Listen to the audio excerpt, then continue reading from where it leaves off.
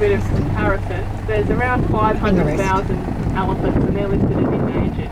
There's 80,000 giraffes and they're not even registered on the list yet. And if the studies are correct that there's different species, there could be as few as only 300 of some of those species remaining. So they're not doing quite as well as we would hope. So the big threats for the giraffe are mainly habitat loss and also threat from hunting or poaching. So here at the zoo we do have some conservation campaigns in place to try and preserve habitat for the animals by reducing the amount of land that's taken up by communities through livestock grazing. You might have heard of Beasts for Wildlife if you've been around the zoo or you've seen it before. So basically the women are making beadwork as a different source of income instead of reliance on that sort of domestic stock. And it ensures there's enough food available for the wildlife. Also helping to train men in the communities as rangers to protect animals like giraffes, rhinos, etc. from illegal poaching. So in the community we're working with, poaching has almost been eradicated, which is really encouraging. So we have a map here that shows some of the areas that giraffe are from. The giraffe that we have here are mixed between Rothschild and reticulated giraffes. This is the map. Have a look at that. There's a picture here too of one of our keepers working on the giraffe in the crush or the protected contact area.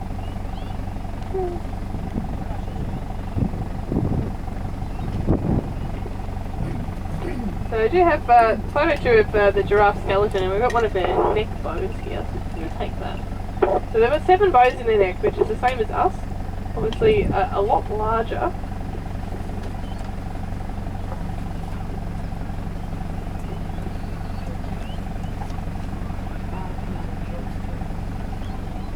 And a little bag here, it's got some of the giraffe fur and also one of their tail hairs. So the tail hair is like fishing line.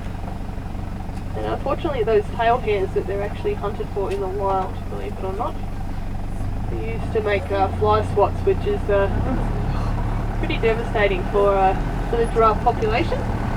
Quite sensitive.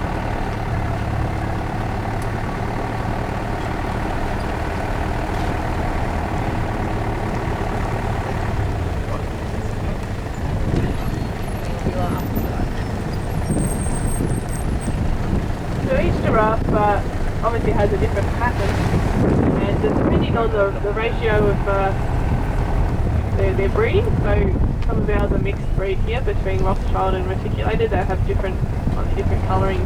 The giraffe generally gets darker as it gets older, but look at our group, the darkest ones are the eldest, so they started off, some of them quite dark.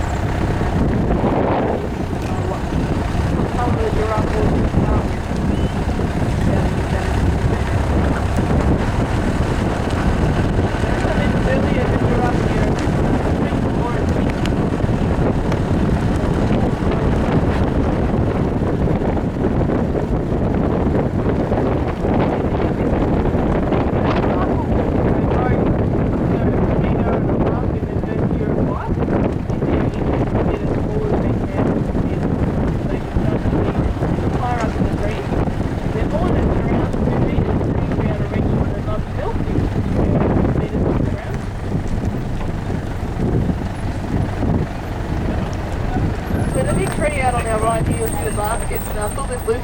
for the giraffe. There's also some clamps there where we can attach the browse for them as well. The keepers will come out regularly throughout the day, putting fresh leaves in there for them.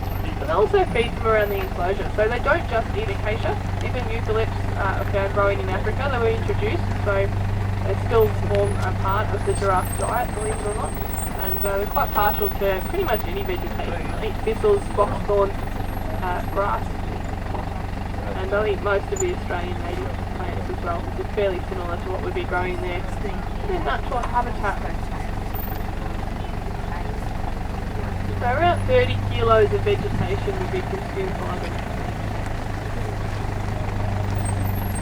Some of you would have noticed the giraffe poo on the ground near the house, quite small, about the size of a marble or a Malteser.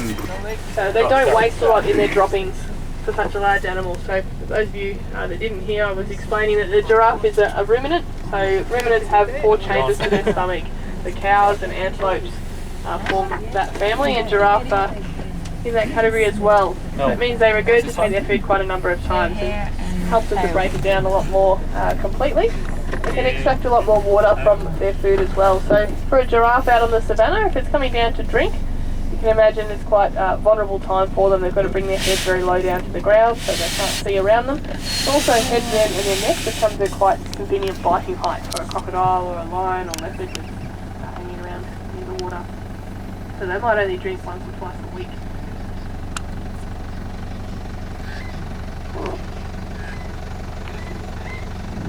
And as I mentioned before, when they do sit down, sit in the rhino food. The big mounds of rhino dung, we call them middens, usually initiated by the male rhino.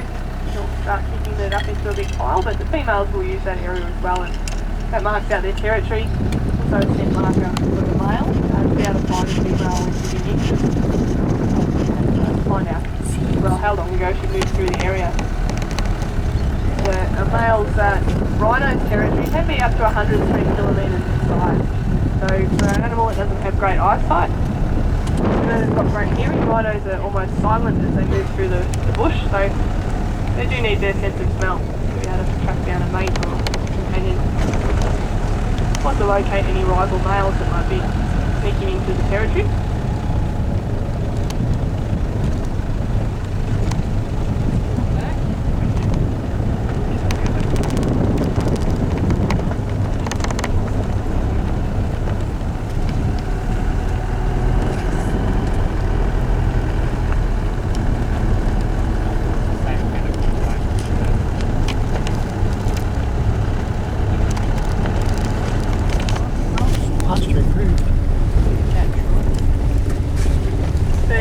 As you would have noticed, fairly social animals, they do like to stick together, so once one moves somewhere, they generally all go in the same direction.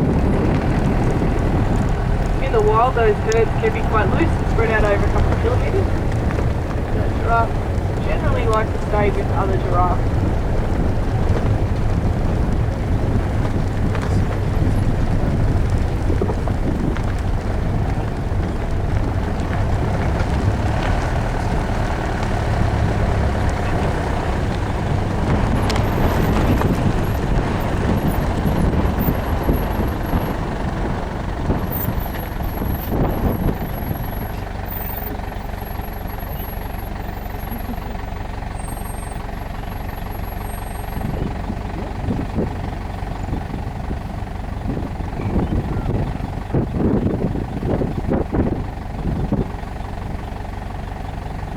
Mushrooms. It does fun of it.